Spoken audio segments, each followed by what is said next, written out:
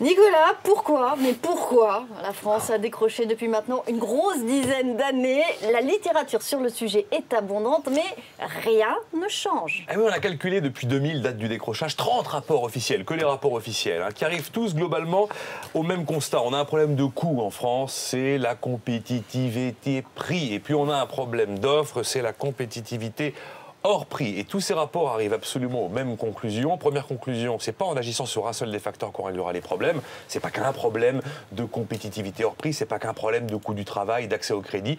Et la deuxième conclusion est que le maillon faible de l'économie française, c'est la pénurie d'ETI, entreprises de taille intermédiaire. Ces entreprises qui atteignent la taille critique qui permet ensuite d'investir, d'innover, de muscler son offre. Et on sait globalement que si on doublait aujourd'hui le nombre d'ETI en France, on réglerait d'un coup d'un seul tous les problèmes des comptes sociaux de notre pays.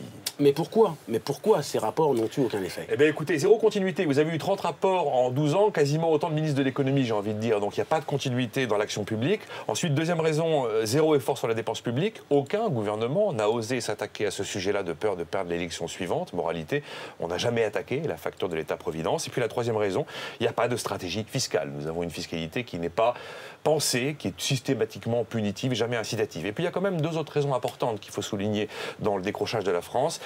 La France va décrocher à partir du moment où les 35 heures entrent en vigueur et à partir du moment où on adopte l'euro. Il est évident que si nous n'avions pas adopté l'euro, nous n'aurions peut-être pas tous ces problèmes.